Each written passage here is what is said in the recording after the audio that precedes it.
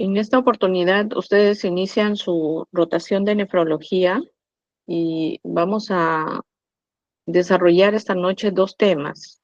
El primero, relacionado a la enfermedad renal crónica, que es tanto un síndrome como un diagnóstico también.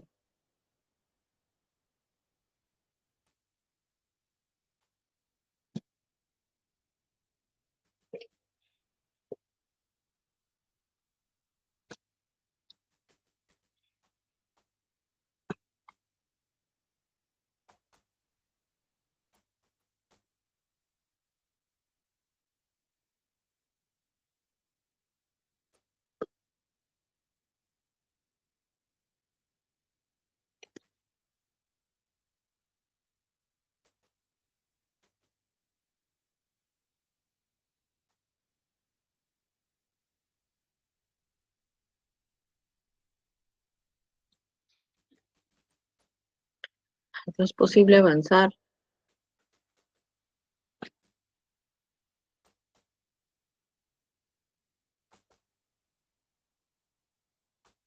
Doctora, o mejor que alguien comparta pantalla. No sé, ¿le han puesto alguna limitación, algo? Porque no puedo avanzar.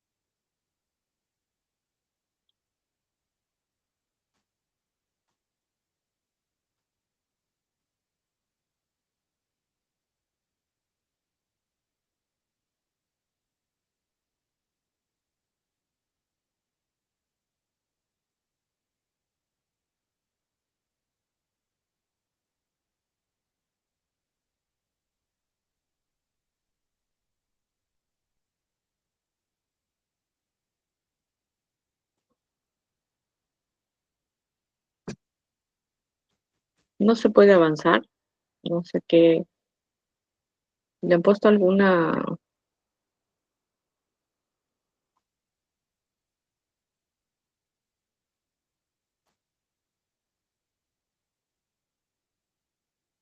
No puedo avanzar.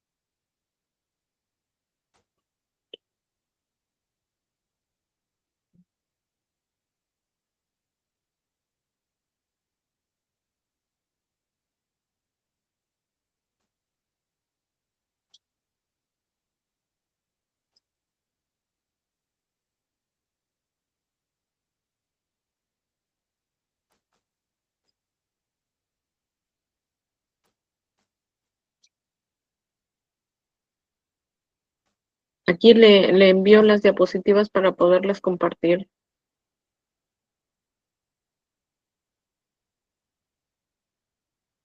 Doctora Norman, ¿me puede enviar a mí? Le dejo mi número en el chat. Ya, a ver. Me lo envía, yo le comparto.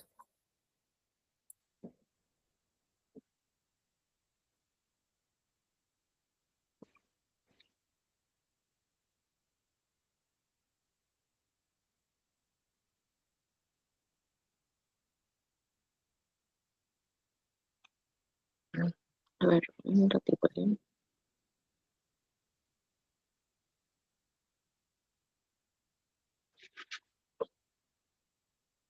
¿Dónde está tu número?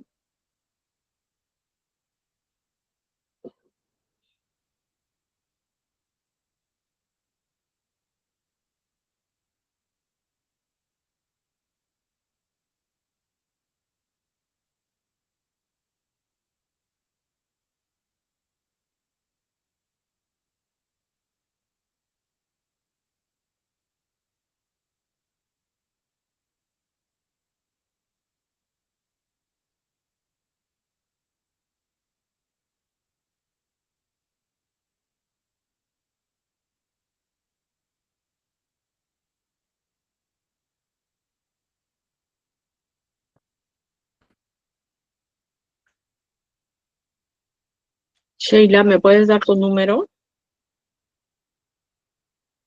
Doctora, sí le hablé al chat, pero le dicto si desea. Ah, ya me pasaron, doctora, me pasaron unas compañeras diapositivas. ¿Ya Ahorita te yo lo, pasaron? sí, ahorita lo descargo y lo comparto. Ya.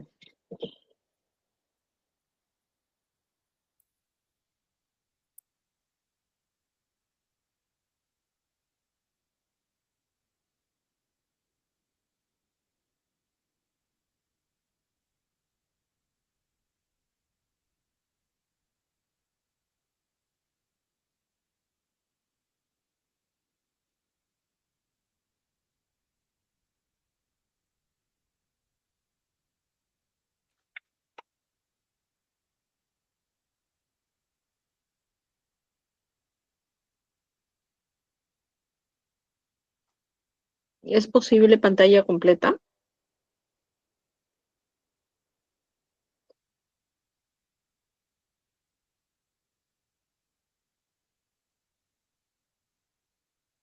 Sí, sí, doctora, un momento.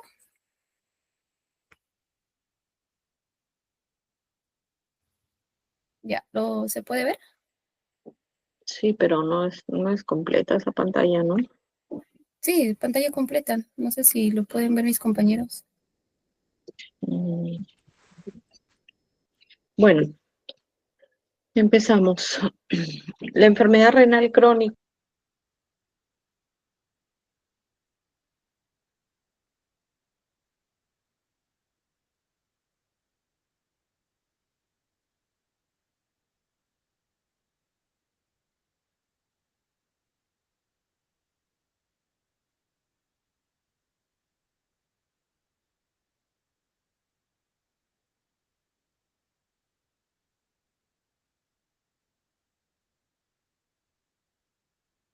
Doctora, no se le escucha.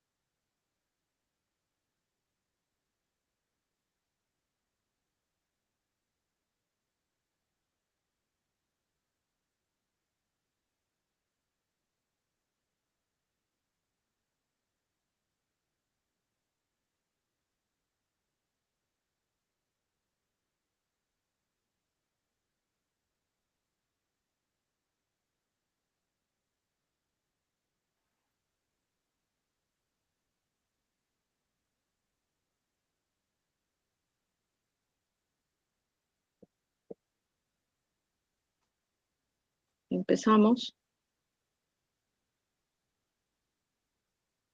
Como les decía, las características para la definición de la enfermedad renal crónica van a tener tanto que ver con la estructura de los dos órganos o de la función de los riñones y que va a tener un periodo, que es un periodo de 3 meses. La siguiente diapositiva.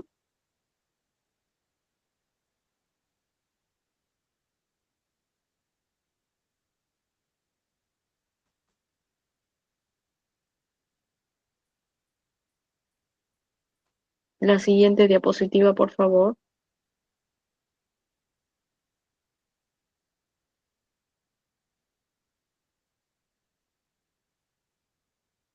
¿Me escuchan?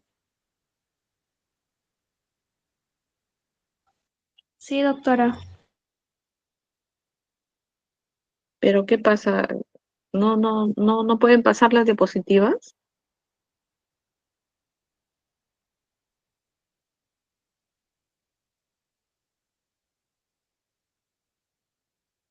La alumna que está compartiendo pantalla no puede pasar la diapositiva.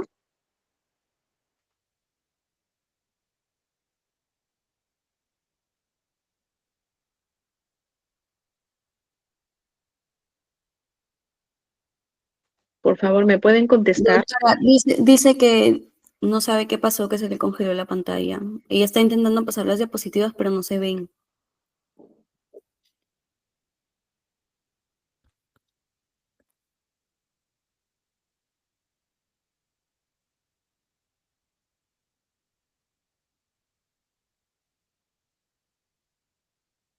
Doctora, sí estoy pasando las diapositivas, no sé si no pueden ver ustedes, pero estoy que paso las diapos.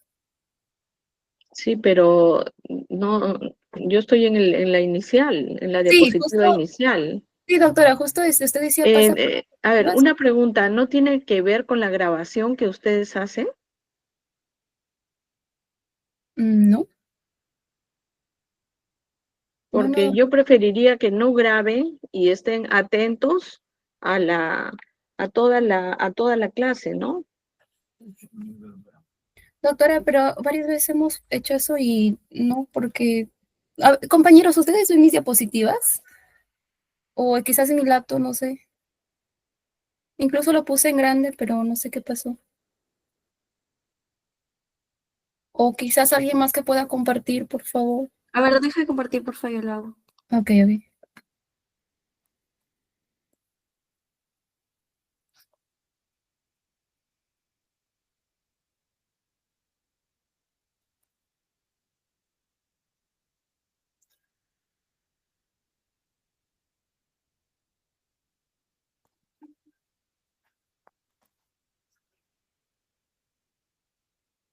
Se puede ver, sí, ¿verdad?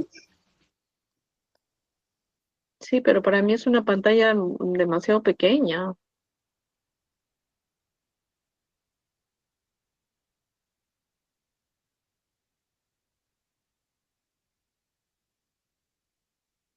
Doctora, sí se ve en pantalla grande. No sé, quizás es para usted su pantalla pequeña.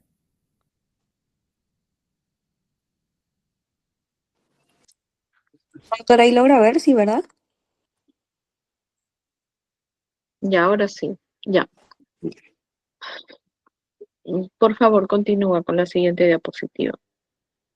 Entonces, como les decía, hay dos características que van a definir a la enfermedad renal crónica, como son los cambios en la estructura o en la función de los riñones, y la condición es que estos cambios funcionales se presenten en un periodo de 3 meses o más, ¿no? Y va a estar manifestada ya sea por una lesión renal histológica. Esto está en relación a los pacientes que tienen un determinado cuadro clínico, se indica una biopsia renal y ya vamos a tener una lesión renal histológica o marcadores de lesión renal, ¿no? Si yo les preguntara, ¿conocen algún marcador de lesión renal?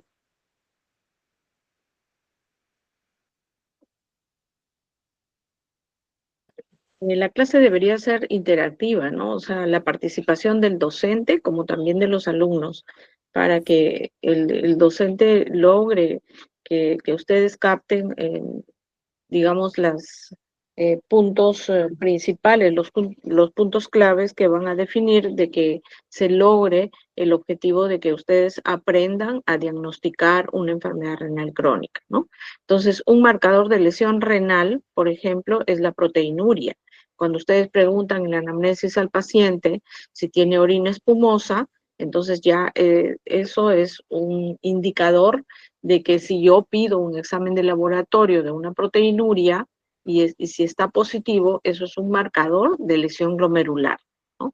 O en diagnóstico de imagen, ¿no? Entonces, los cambios en los estudios de imágenes, en una ecografía, en una tomografía, también nos pueden definir, ¿no? Si hay una disminución del parénquima renal, si encuentro todo el parénquima renal sustituido por quistes, como ejemplos, ¿no?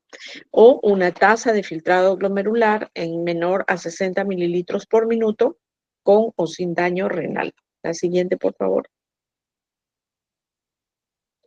La prevalencia de la enfermedad renal crónica es creciente, ¿no? Se dice que ahora es una epidemia, la enfermedad renal crónica, de una enfermedad no transmisible, ¿no? Pero se ha considerado como una epidemia y tiene un significativo impacto tanto en la morbilidad, porque la morbilidad cardiovascular en los pacientes con enfermedad renal crónica está aumentada, y también la mortalidad, ¿no? Entonces, la enfermedad renal crónica, entonces siempre va a estar caracterizada por una disminución progresiva, y la otra característica es que es irreversible de la función renal en un periodo que va a ser mayor a 3 meses. Afecta al 10% de la población en el mundo. Y en Latinoamérica se dice que la prevalencia es más alta que a nivel mundial, ¿no? Quizás debido a algunos factores de riesgo, como los vamos a estudiar, a la diabetes, al sobrepeso, a la obesidad, ¿no? A la falta de acceso a los servicios de salud. La siguiente. Entonces, la enfermedad renal crónica se ha considerado como si fuera la punta de un iceberg. Y lo que estamos viendo en la diapositiva, la comparación de este iceberg es una pirámide, ¿no? Entonces, los pacientes con riesgo, los que están en estadio 1, en el estadio 2, que están iniciando la enfermedad renal crónica, los que ya están en estadio 3, van constituyendo esta pirámide, y lo que nosotros vemos a los pacientes sintomáticos, a los que llegan a las salas de emergencia, están en diálisis, ¿no? Son los pacientes con enfermedad renal crónica en estadio 5. La siguiente. Entonces, los estadios o la clasificación de la enfermedad renal crónica está compuesta por riesgos relativos, y es importante que ustedes sepan que estos riesgos van a poner al paciente en una condición vulnerable para que, por ejemplo, haya un incremento de la mortalidad en estos pacientes, mortalidad por causas cardiovasculares, fracaso renal agudo, ¿no? En paciente con enfermedad renal crónica eh, y progresión de la enfermedad renal. La siguiente. Entonces, acá tenemos esta tabla que nos va a ayudar a clasificar los estadios, ¿no? Los estadios son 5. El estadio 3 se ha dividido en el estadio 3A y el estadio 3B, y como ustedes están viendo ahí, es una tabla de doble entrada, ¿no? Entonces, en la parte izquierda están los grados 1, 2, 3A, 3B, 4 y 5, y para el lado de la derecha están las categorías de albuminuria. Es decir, que para hacer la clasificación nunca se hace un diagnóstico de enfermedad renal crónica en la primera consulta, sino que tenemos que hacer un seguimiento del paciente que tiene factores de riesgo y que tiene al menos elevación de la creatinina sérica, que me ha permitido evaluar su función renal. La función renal se evalúa a través de la tasa de filtrado glomerular o depuración de creatinina, ¿no?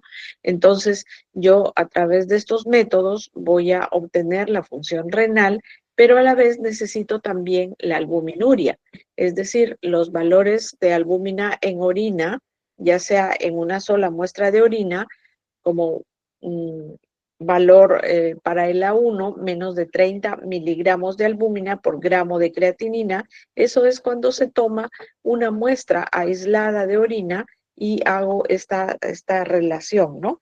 De la albúmina en orina con la creatinina urinaria.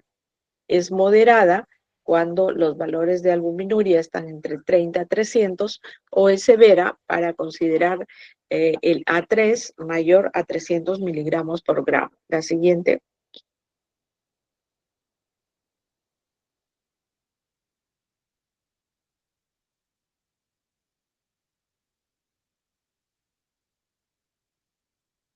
Entonces, acá tenemos esta clasificación, y ustedes están viendo diferentes colores para identificar cuáles son los pacientes que tienen más riesgo de progresión, más riesgo de mortalidad cardiovascular.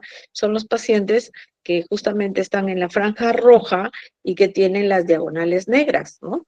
Entonces, esos son los pacientes que van a tener más riesgo de progresión de enfermedad renal crónica. Es decir, por ejemplo, si yo tengo un paciente en grado 1, pero tiene 12 gramos o 12,000 miligramos de albúmina en orina 24 horas, es un paciente con alto riesgo de llegar a un estadio 5. Es un alto riesgo de hacer un infarto agudo de miocardio, por ejemplo, ¿no?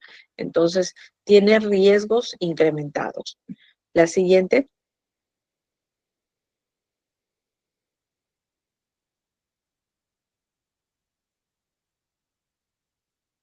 La siguiente, por favor.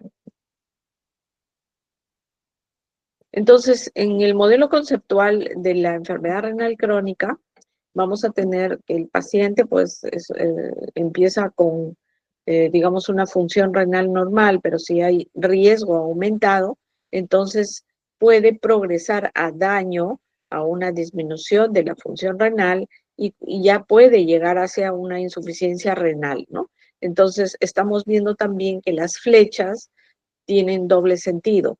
La flecha puede ser de que el paciente tenga algún factor que se pueda intervenir, ¿no? Por ejemplo, si tiene un sobrepeso, obesidad, entonces ese paciente está en riesgo aumentado de hacer una glomerulonefritis de la obesidad y por ende esa glomerulonefritis terminar en una enfermedad renal crónica. Entonces, si yo corrijo ese factor de riesgo de sobrepeso, obesidad, entonces eh, hago que ese paciente eh, tenga pues el chance de que no llegue a tener enfermedad renal crónica. La siguiente. Tenemos también la evaluación que tenemos que hacer en la historia clínica para encontrar la etiología. Entonces, no basta solamente clasificar los estadios, sino que para cada paciente sospechamos o tiene factores de riesgo para enfermedad renal crónica, es importante hacer una historia clínica para sospechar la causa, ¿no? Por ejemplo, si hay una historia familiar de enfermedad renal crónica. Estamos haciendo la historia clínica y el paciente nos dice, sí, yo he tenido en mi familia pacientes con enfermedad renal crónica que han llegado a diálisis y es por la línea paterna, ¿no? Entonces, el paciente nos refiere de que sus familiares han tenido quistes en los riñones, ¿no? Entonces, una enfermedad renal poliquística puede ser la causa de la enfermedad renal crónica, ¿no? Entonces, hay otras glomerulopatías, el síndrome de Alport, que se comportan de una forma familiar para ocasionar la enfermedad renal crónica, ¿no? Entonces, el antecedente importante de la diabetes mellitus siempre hay que considerarlo para identificar si esa diabetes mellitus va a tener una repercusión en la función renal, una repercusión en los riñones. No todos los diabéticos hacen la complicación renal, hacen la enfermedad renal diabética. Más o menos se dice que un 50% del global de todos los diabéticos son los que van a hacer la enfermedad renal diabética y de ese grupo de los pacientes con enfermedad renal diabética, si hacen una evolución natural de esta enfermedad, van a llegar a enfermedad renal crónica. Otro factor que hay que considerar en la historia clínica es el antecedente de hipertensión arterial, ¿no? Entonces, hipertensión arterial de larga evolución, ¿no? Muchas veces el hipertenso puede tener 40, 50 años, a los 60, a los 70, puede llegar a tener enfermedad renal crónica con una hipertensión mal controlada y algunos otros factores de riesgo, ¿no? Pero a veces en la enfermedad renal crónica, el paciente inició con la enfermedad renal crónica de otra etiología y en la evolución de la enfermedad renal crónica puede aparecer hipertensión arterial. Entonces hay que diferenciar de estos casos de nefroesclerosis. También identificar los síntomas urinarios. Hay pacientes que refieren infección de tracto urinario recurrente, ¿no? 3 o más episodios de infección urinaria que pueden ocasionar lesiones, cicatrices renales que finalmente lo van a llevar a la enfermedad renal crónica o antecedentes de cuadros obstructivos bilaterales de la vía urinaria o cálculos en la vía urinaria también, ¿no? Infecciones recientes, hay algunas infecciones como la infección viral, por ejemplo, por VIH, que puede ocasionar una nefropatía por VIH, una glomerulosclerosis focal segmentaria, que finalmente termina pues el paciente con enfermedad renal crónica en estadio 5, ¿no? También hay que preguntar por síntomas de enfermedad sistémica, por ejemplo, artritis, enfermedades autoinmunes en mujeres jóvenes, por ejemplo, el lupus eritematoso. La siguiente. Entonces, las causas más importantes de la enfermedad renal crónica son la enfermedad renal diabética, que es la principal causa de inicio del tratamiento renal sustitutivo. Eso es a nivel local, a nivel de Perú, a nivel americano y a nivel mundial, ¿no? Entonces, así es, tenemos esta etiología que es muy importante considerarla cuando uno está evaluando a un paciente, cuando estamos evaluando a un paciente y estamos identificando o diagnosticando enfermedad renal crónica, tenemos que encontrar la causa, ¿no? Entonces, otra causa importante, la enfermedad vascular arteriosclerótica causada por la hipertensión arterial, ¿no?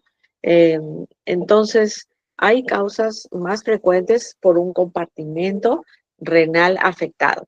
Entonces, hablamos de causas primarias cuando solamente está la causa identificada en los glomérulos, en los riñones, ¿no? Entonces puede ser, por ejemplo, la glomerulonefritis membranosa, la glomerulosclerosis focal segmentaria, que son tipos histológicos que van a dar un cuadro clínico con un síndrome nefrótico, ¿no? Entonces también hay nefritis inmunoalérgicas, cuando el predominio es glomerular, ya había mencionado algunas como la focal segmentaria, la membranosa, la membrano proliferativa, ¿no? Y cuando el predominio es túbulo intersticial, entonces acá sí las etiologías cambian, ¿no? Entonces, acá el consumo crónico de fármacos, por ejemplo, de AINES, puede llevar hacia una enfermedad renal crónica, ¿no? Entonces, por poner un ejemplo, cuando predominan los vasos, ¿no? La vasculitis ANCA, ¿no? Entonces también puede ocasionar una enfermedad renal crónica, ¿no? Y uno o más compartimentos, ¿no? Enfermedades quísticas y congénitas frecuentes, displasia renal, malformaciones. Nos pasamos a las sistémicas cuando hay afectación de varios órganos, enfermedades sistémicas como la amiloidosis, el lupus o gamapatías monoclonales. En predominio túbulo intersticial hay que recordar siempre que las obstrucciones de la vía urinaria debido a cálculos o infecciones, ¿no? Pueden ocasionar daño renal crónico. Y en las vasculitis sistémicas, la esclerodermia, la microangiopatía trombótica, que nos pueden dar como causas de enfermedad renal crónica, ¿no? Entonces, también hay que considerar las causas congénitas y hereditarias. Ahí están las podocitopatías, ¿no? Cuando hay síndrome nefrótico antes de los 2 años de edad, por ejemplo, ¿no? Entonces pueden ser causas congénitas de síndrome nefrótico que pueden llevar al niño pequeño, a la enfermedad renal crónica. Las tubulopatías también, acidosis tubular, que pueden ocasionar enfermedad renal crónica. Y luego tenemos ahí la enfermedad poliquística, ¿no? Síndrome de Alport, Fabry, enfermedades quísticas medulares, que van a ocasionar la enfermedad renal crónica. Entonces, hay algunos factores de riesgos adicionales, pero que son muy importantes, como el tabaquismo, la obesidad, ¿no? El bajo peso al nacer, que son factores muy importantes para la enfermedad, considerar como causa de enfermedad renal crónica, ¿no? La siguiente. Entonces ahí los tenemos como potencialmente modificables. Si nosotros intervenimos en tratamiento a un paciente hipertenso, mal controlado, y modificamos su estilo de vida, modificamos los fármacos que va a controlar la hipertensión arterial, finalmente pues yo voy a evitar que la enfermedad renal progrese.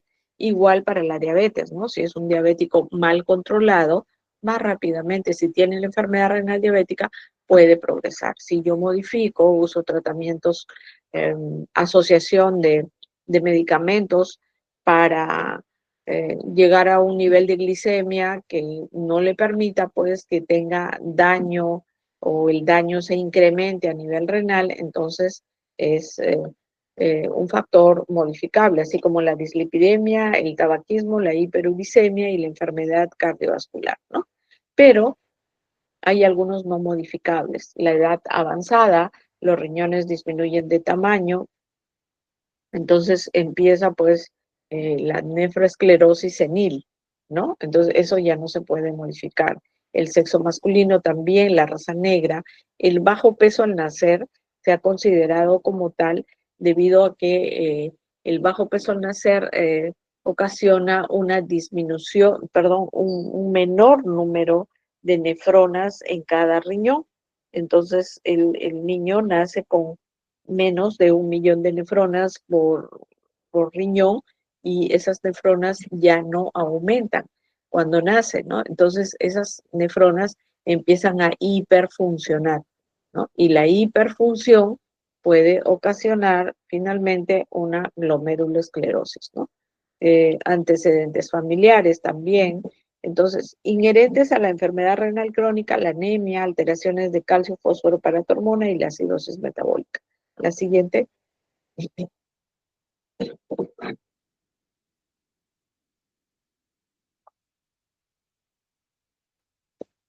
Entonces ahí tenemos factores de riesgo, ¿no? De los que habíamos revisado, ya hay muchos que empezaron a identificarlos, ¿no? Como la diabetes, la hipertensión, la enfermedad cardiovascular, tener historia familiar de enfermedad renal crónica, las infecciones. Hay que considerar siempre cuando uno está buscando la causa, ¿no? Preguntar si ha tenido antecedentes de estas infecciones como VIH, virus de hepatitis C, virus de hepatitis B, tabaquismo, perdón, tuberculosis, malaria, ¿no? Obesidad, que ahora es más creciente también, entonces es un factor de riesgo para enfermedad renal crónica, el tabaquismo, la edad más de 60 años, enfermedades autoinmunes, infecciones del tracto urinario, ¿no? Litiasis renal, obstrucción urinaria baja, ¿no? Eh, Neoplasias, hay algunas neoplasias que van a infiltrar, ¿no? Esas células neoplásicas infiltran a los riñones, ¿no? Entonces pueden disminuir el número de glomérulos funcionantes y ocasionar enfermedad renal crónica. También están considerados los pacientes con insuficiencia renal aguda que pueden progresar a enfermedad renal crónica, ¿no? Entonces se ha considerado la insuficiencia renal aguda como un factor de riesgo para, si la insuficiencia renal aguda fue ocasionada por una lesión severa, ¿no? El paciente puede quedar con una enfermedad renal crónica. Disminución de la masa renal, exposición a fármacos nefrotóxicos de manera crónica, ¿no? O bajo peso al nacer. La siguiente, por favor.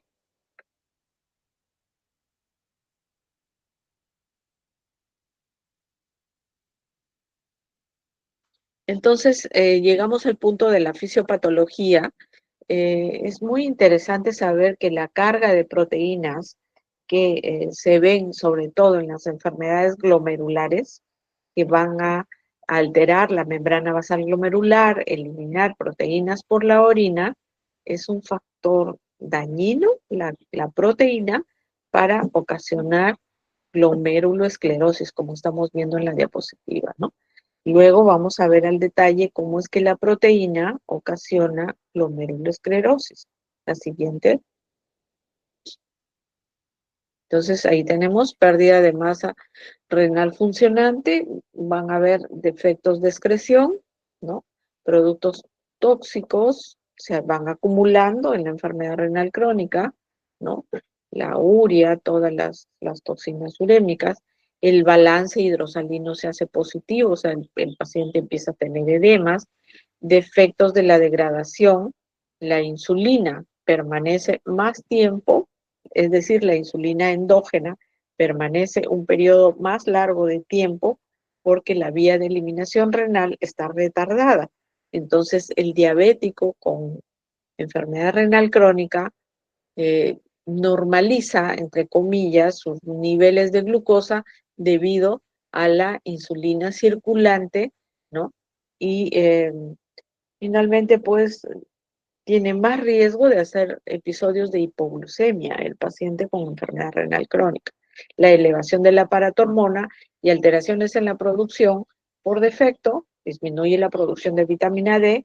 Como sabemos, los riñones producen esta hormona eritropoyetina, ¿no? Y eso está muy disminuido, por eso es que eh, casi todos los pacientes con enfermedad renal crónica o todos los pacientes con enfermedad renal crónica van a tener diversos grados de anemia, ¿no?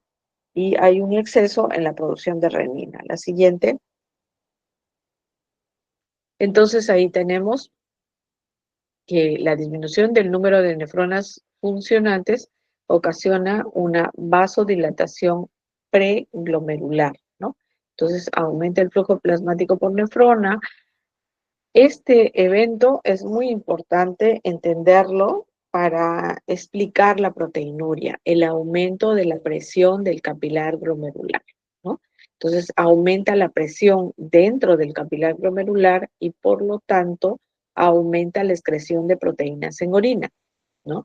La hipertrofia glomerular incrementa síntesis de factores de crecimiento, factores fibrogénicos y proinflamatorios. Es decir, que los mediadores inflamatorios en la enfermedad renal crónica están tan aumentados que van a ocasionar una glomerulosclerosis.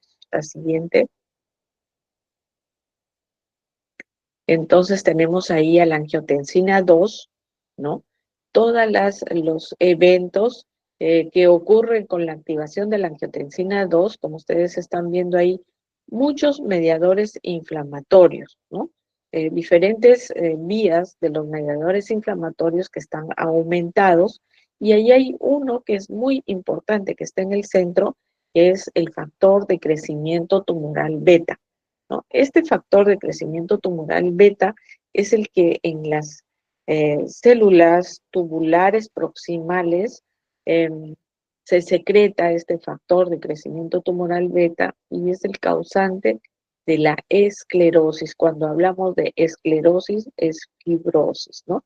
Entonces vemos que tanto los glomérulos como el intersticio es donde se ha ocasionado todos estos cambios inflamatorios y que finalmente pues ocasionan esclerosis tanto en los glomérulos como en el intersticio. La siguiente.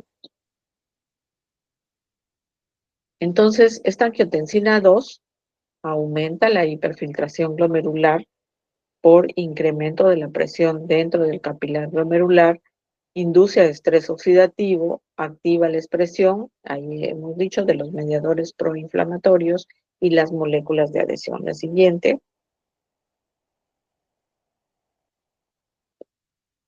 Y esta parte de la fisiopatología para evaluar la progresión de la enfermedad renal crónica, es muy importante saber que tanto las alteraciones hemodinámicas como la teoría de la hiperfiltración nos van a identificar por qué esta enfermedad renal crónica tiene un carácter irreversible, ¿no? Entonces, lo primero es que la respuesta del capilar glomerular a las medidas que dilatan a las arteriolas aferentes, es decir, cuando hay menos número de nefronas, cuando ya inició la enfermedad renal crónica, hay nefronas que prácticamente ya no funcionan, o sea, glomérulos que están esclerosados.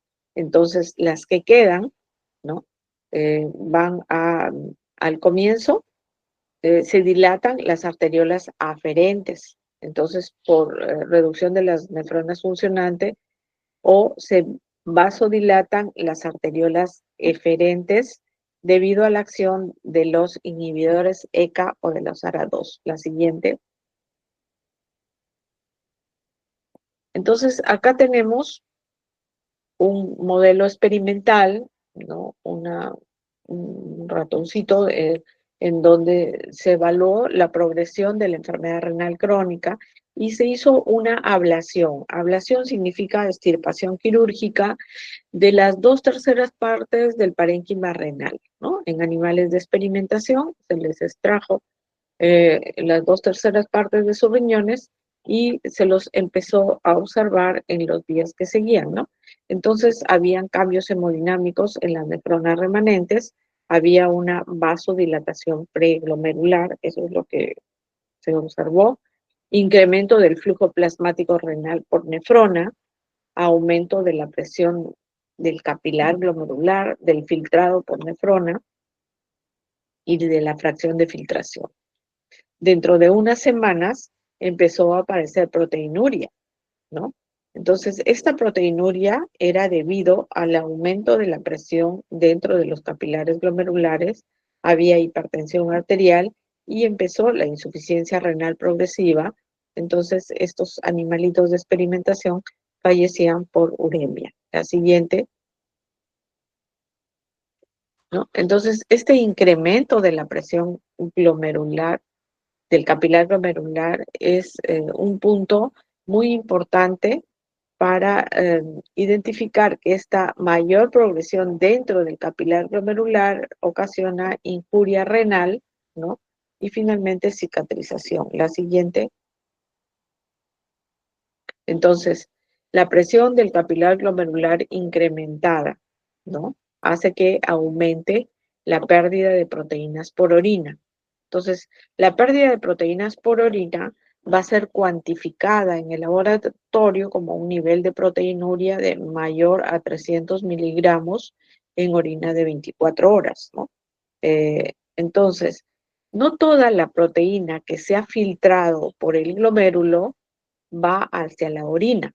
Entonces, hay una parte, y esta parte es muy importante entenderla, que estas proteínas se reabsorben en los túbulos proximales. Y esta reabsorción de la proteína en el túbulo proximal es la que ocasiona cicatrización renal. La siguiente. Entonces ahí tenemos proteinuria, ¿no? Reabsorción de proteínas en las células del túbulo proximal. Entonces, ¿qué pasa en el túbulo proximal? Estas proteínas se acumulan en los lisosomas, ¿no? Hay infiltrados celulares en el intersticio, hay activación de los receptores específicos de proteínas y de factores de transcripción, ¿no? Y todo esto ocurre en las células tubulares, ¿no? Entonces, se producen mediadores inflamatorios que son fibrogénicos, proinflamatorios en las células tubulares que finalmente acaban con la fibrosis intersticial. La siguiente. Entonces, la disminución del número de nefronas funcionantes puede ocasionar vasodilatación preglomerular, ¿no? Aumento del flujo plasmático por nefrona, estamos haciendo una recapitulación, ¿no? Eh, hace que incremente la proteinuria, ¿no? Y la hipertrofia glomerular, el aumento de síntesis de factores de crecimiento, factores fibrogénicos proinflamatorios, son los que originan la glomerulosclerosis. La siguiente.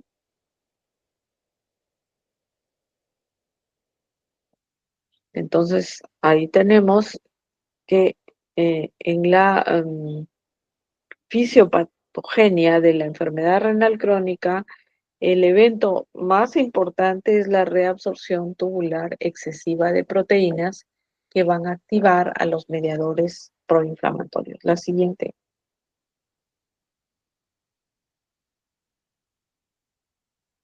Ahí está, ¿no? Entonces, esa excesiva reabsorción tubular, entonces tenemos ahí que hay signos nucleares para genes inflamatorios, vasoactivos, ¿no? Hay una transdiferenciación de la célula tubular, hay proliferación de fibroblastos, y cuando estamos hablando de fibroblastos, hablamos pues de fibrogénesis, de cicatrización renal, ¿no? Entonces, ahí estamos explicando de que la enfermedad renal crónica tiene un carácter irreversible, ¿no? La siguiente.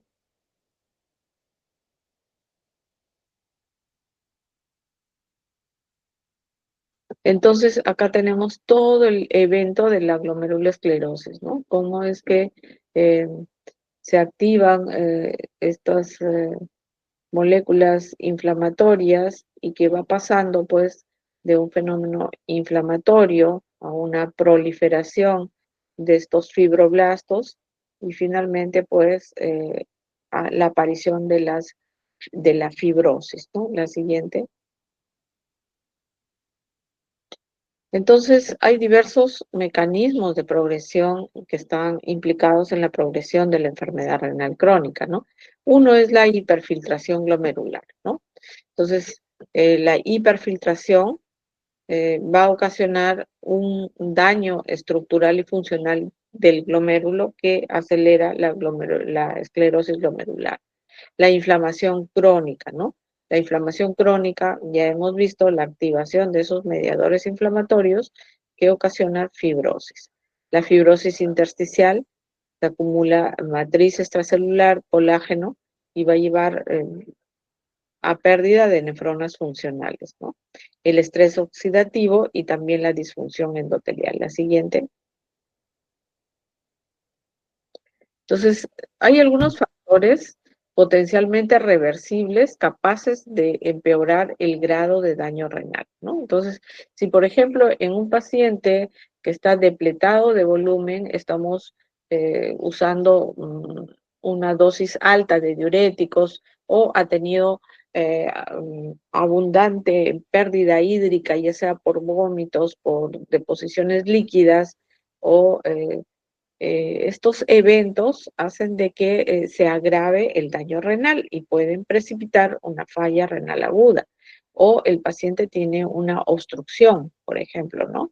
Una obstrucción de la vía urinaria, entonces también puede agravar el cuadro de la enfermedad renal crónica, ¿no? Entonces, si el paciente tiene hiponatremia o hipercalemia o acidosis o hipercalcemia, hay pacientes que las infecciones, ¿no?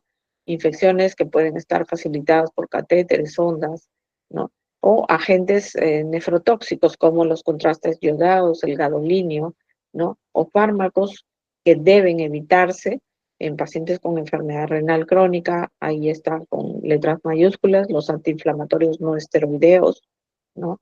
Que son dañinos al final porque van a provocar una enfermedad renal crónica, ¿no? La digoxina, algunos aminoglucósidos, ¿no? Entonces, es importante aprender en pacientes con enfermedad renal a hacer el ajuste de los fármacos en pacientes con enfermedad renal. Es un punto muy importante que ustedes en esta rotación de nefrología deberían en cada grupo de práctica hacer esa parte de la práctica, ¿no? De cómo hacer el ajuste, ¿no? El ajuste parte de identificar la función renal en el paciente y luego identificar las tablas, ¿no? Conozco la función renal, por ejemplo, tasa de filtrado glomerular, 40 mililitros por minuto, y voy a las tablas de ajuste de dosis, ¿no? Entonces veo si el ajuste de dosis es por dosis, o sea, reducción de la dosis, o por alargamiento de intervalo. A veces puede ser por los dos. Entonces, es importante para evitar empeorar el daño renal en un paciente con enfermedad renal crónica. La siguiente.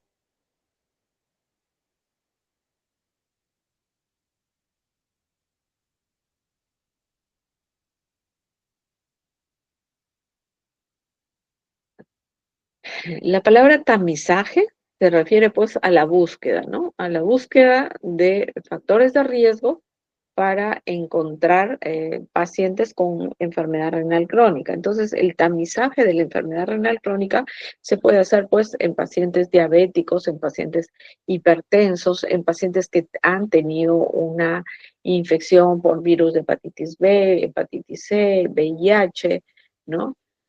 Hay otros factores de riesgo como la obesidad, el tabaquismo, la presencia de cálculos en la vía urinaria, pacientes que tienen hiperplasia prostática en los varones, ¿no? Que son eh, factores por los cuales uno debe hacer la búsqueda de la enfermedad renal crónica. La siguiente.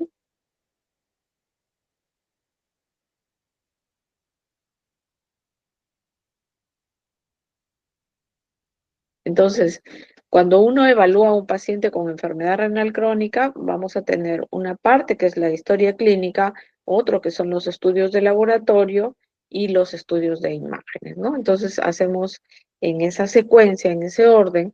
La historia clínica es muy importante, identificando los factores de riesgo que ya hemos mencionado. Entonces, nos pasamos al examen físico, que también nos puede dar muchos aportar mucho hacia la elaboración de las hipótesis diagnósticas en un paciente con enfermedad renal crónica, ¿no? Como por ejemplo, si encontramos anemia, una palidez terrosa, encontramos un edema simétrico bilateral que deja fovea, que es un edema matutino, ¿no? Entonces, vamos a encontrar muchos datos también en el examen físico que nos van a ayudar en este paciente con enfermedad renal crónica. Entonces, luego los estudios de laboratorio, es básico la creatinina sérica, podemos estimar la tasa de filtrado glomerular a través de las calculadoras, ¿no? Que tenemos el CKD-EPI, MDR, el Cockcroft-Gaut, ya no lo utilizamos, están en las tablas, y también hay que pedir otros estudios como son la proteinuria, el examen completo de orina, electrolitos séricos, el nivel de hemoglobina. Y en otros estudios tenemos ahí la ecografía renal, ¿no? Y otros estudios que pueden ser una tomografía de acuerdo al caso clínico. La siguiente, ¿no? Entonces, las manifestaciones clínicas. En realidad, que la enfermedad renal crónica en los estadios iniciales, estadio 1, estadio 2, quizás estadio 3, es una enfermedad silente, no da síntomas, ¿no? Los síntomas de la enfermedad renal crónica se desarrollan, nos dice en la diapositiva, con el paso del tiempo, ¿no? Y el daño renal suele avanzar lentamente, ¿no? Entonces, quizás un signo inicial de la enfermedad renal crónica es la nicturia, ¿no? Cuando aparece el volumen de orina aumentado en las horas nocturnas, ¿no? Si esa nicturia es persistente, es un primer síntoma de enfermedad renal crónica. Pero ya cuando avanza la enfermedad, están en estadio 4, estadio 5, aparecen náuseas, vómitos, hiporexia, fatiga, debilidad, hay problemas en el sueño, puede haber un aumento del sueño, ¿no? Una disminución de la agudeza mental, pueden haber edemas, y los síntomas y signos a veces son inespecíficos. El paciente puede consultar por un prurito generalizado, por ejemplo, ¿no? Eh, esto se puede dar también en otras enfermedades, ¿no? La siguiente. Entonces, tenemos acá las manifestaciones clínicas de la enfermedad renal crónica, pues son de acuerdo al sistema que está que estamos estudiando, ¿no? Entonces, cuando ustedes evalúan a un paciente, hay que identificar si tiene cambios en el sistema nervioso, ¿no? En el sistema nervioso puede aparecer al examen físico un flapping o asterixis que nos está indicando que ya hay uremia, que hay una encefalopatía urémica, o simplemente el paciente puede estar confuso o puede debutar con una convulsión tónico-clónica, ¿no? Entonces, esas manifestaciones son parte de las manifestaciones clínicas de la enfermedad renal crónica. En el sistema hematológico vamos a tener ahí una anemia que es de tipo normocítica, normocrónica, ¿no? Ahí pueden haber disfunción plaquetaria, y cuando el paciente llega al estadio 5, encontramos pues al paciente que puede tener una trombopatía urémica, ¿no? Es decir, la calidad de la plaqueta es la que está alterada y el paciente puede tener riesgo de una tendencia al sangrado, ¿no? También la inmunidad de todos los pacientes con enfermedad renal crónica, tanto inmunidad celular como inmunidad humoral, está deprimida. Por eso, todo paciente con enfermedad renal crónica se considera un paciente inmunodeprimido. En el sistema cardiovascular tenemos ahí un sinnúmero de complicaciones, la hipertensión arterial, la misma insuficiencia cardíaca, arritmias, y hay una que es, digamos, causante de complicaciones graves de la uremia, como es la pericarditis urémica, que puede llegar a taponamiento cardíaco, ¿no? En el aparato digestivo, la hiporexia, la anorexia, también puede ser una hemorragia digestiva que se va a manifestar como hematemesis o melena, ¿no? En el sistema locomotor hemos visto que pueden haber prurito, sarcopenia, o sea, disminución de la masa muscular, dolores óseos. En el sistema endocrino también, pacientes que van a tener hiperinsulinemia, dislipidemia, resistencia a la insulina. ¿Qué pasó?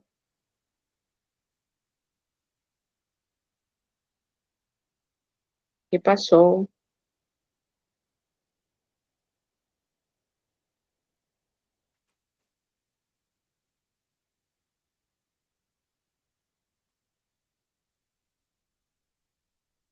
Doctora, lo que pasa es que a mi compañera se le fue el internet.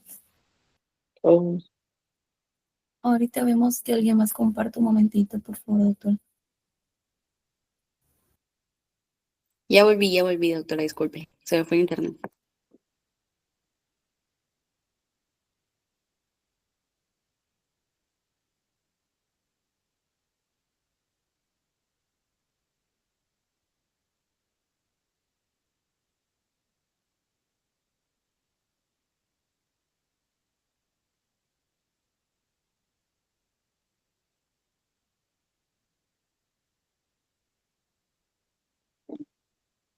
ya, ahora sí, ¿no? Ya estábamos en la parte casi final, entonces los trastornos electrolíticos también. Dentro de estos, el más importante quizás es la hiperpotasemia, que ustedes van a poder identificarlo con síntomas, con signos, síntomas como debilidad muscular, ¿no? Signos que puede ser hipotensión, bradicardia, arritmias o parada cardíaca. La siguiente. Entonces,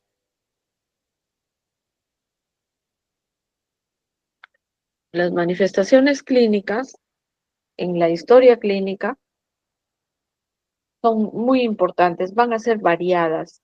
Las manifestaciones clínicas no llevan un patrón único en los pacientes, ¿no? Son variadas. El paciente puede tener, como dice ahí, sintomatología urinaria, o de repente no tiene sintomatología urinaria, sino sintomatología sistémica, ¿no?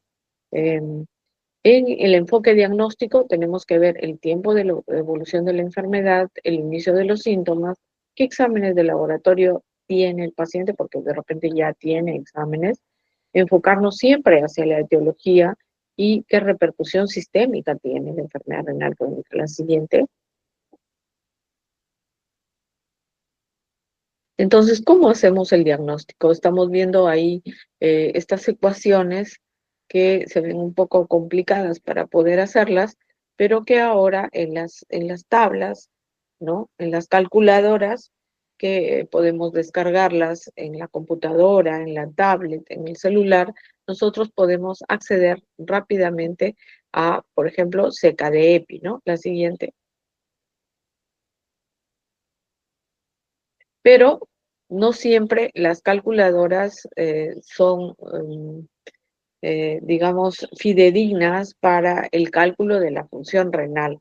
Es decir, que hay condiciones en las cuales vamos a tener que enviar a nuestro paciente al laboratorio para que se le haga la depuración de creatinina en orina de 24 horas, ¿no? La condición es que se tome la creatinina sérica también y la recolección de toda la orina de 24 horas para que el paciente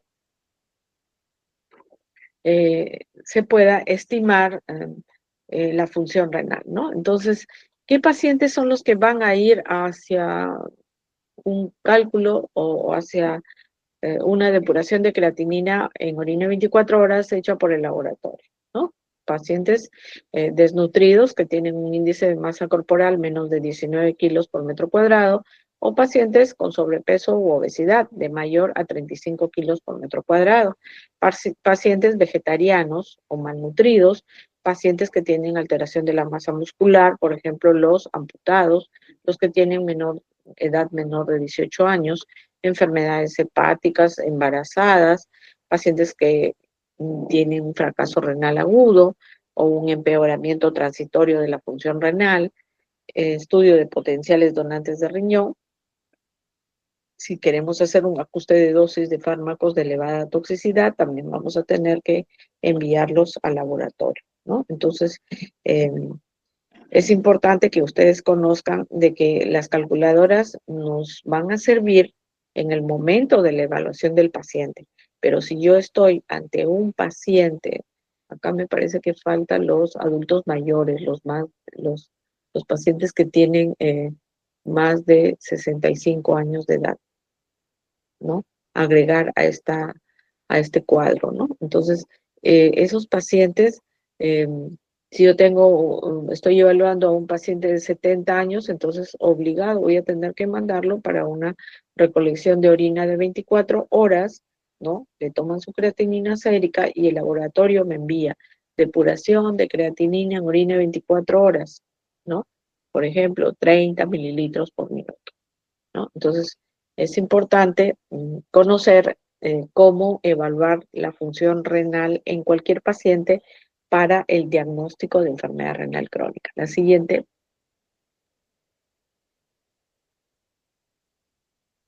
Entonces, acá tenemos anamnesis, exploración física, nos va a orientar hacia las posibles causas, como ya hemos visto, ¿no? Identificando siempre factores de riesgo. Y en la exploración física también nos va a servir para identificar a veces hasta el estadio de la enfermedad renal crónica, ¿no? Si yo, por ejemplo, estoy evaluando a un paciente eh, que tiene hiporexia, que tiene náuseas, y que al examen físico le encuentro un frote de fricción pericárdica, un frote pericárdico, estoy identificando un estadio 5 de enfermedad renal crónica, ¿no? Entonces, es importante ver su historia farmacológica, ¿no? Entonces, hay fármacos que van a causar, pues, la misma enfermedad renal crónica, habíamos dicho, el consumo crónico de los antiinflamatorios no esteroideos, ¿no? Entonces, o fármacos que pueden estar recibiendo a sobredosis, que no se les ha reajustado la dosis y que pueden ocasionar, pues, o empeorar la enfermedad renal crónica, ¿no? Así es. La siguiente. Es importante también encontrar factores descompensantes, ¿no? La contracción del volumen extracelular. Esto se puede ver en los pacientes deshidratados, ¿no? Administración de nefrotóxicos, si está recibiendo aminoglucósidos, si está recibiendo antiinflamatorios no esteroideos, ¿no? Si el paciente apareció con una uropatía obstructiva, ¿no? Puede ser por cálculos o compresión extrínseca de la vía urinaria en los pacientes con hiperplasia de próstata. O si alguna glomerulopatía se agravó, o sea, tenía una proteinuria en orina 24 horas de 500 miligramos en 24 horas y ahora viene y tiene 18 gramos de proteínas en orina 24 horas. Si el paciente tiene una insuficiencia cardíaca que está mal controlada también, o si hace una infección como una pielonefritis o una enfermedad renovascular, ¿no? La siguiente.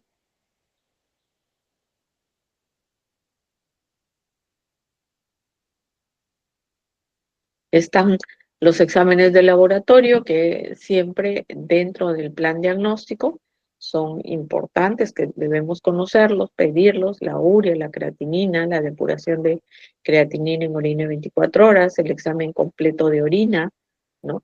El análisis de gases arteriales, electrolitos séricos, ahí están el sodio, el potasio, el cloro, el calcio, el magnesio, el calcio, el fósforo sérico, la paratormona. Tenemos que estudiar la anemia, la ferritina sérica, los reticulocitos, el índice de saturación de transferrina que nos va a dar los depósitos de hierro. La siguiente.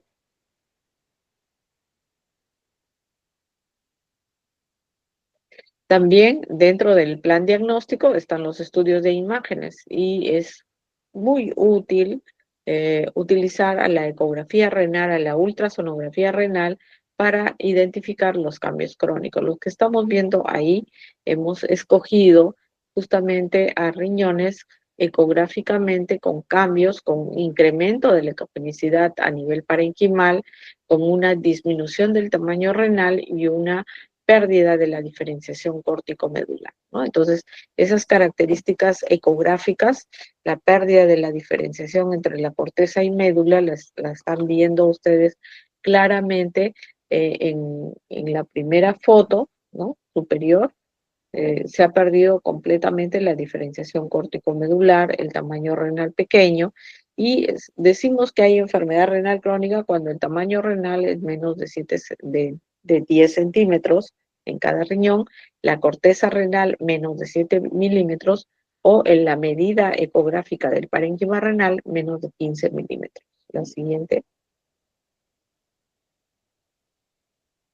Entonces, estas fases o estadios de la enfermedad renal crónica, tenemos, como les había dicho ya, de que el paciente está asintomático en los estadios iniciales o que puede aparecer la nicturia o de repente la anemia, ¿no? Entonces, cuando ya llega a un estadio avanzado, como es el 4 o el 5, ahí es donde empieza a aparecer el edema, no se regula el volumen, ¿no? Puede aparecer la acidosis metabólica, el paciente luce con una respiración acidótica de Kussmaul, hipocalcemia, puede tener movimientos involuntarios, ¿no? Síntomas neurológicos, gastrointestinales o cardiovasculares, ¿no? Entonces, cuando entra en el estadio 5, ya empieza la uremia. La siguiente, uremia o síndrome urémico, ¿no? Entonces, en el síndrome urémico hay muchas toxinas urémicas. Las que las medimos en el laboratorio son la urea y la creatinina, pero está la metilguanidina, el monoinositol, la beta-2 microglobulinas, citoquinas, que todas nos van a dar diferentes trastornos, ¿no? Como la náusea y los vómitos, que son característicos del paciente urémico, ¿no? La vida media del eritrocito que está disminuida, hay anemia, hay alteraciones neurológicas, una baja actividad de las plaquetas, una disminución de la inmunidad,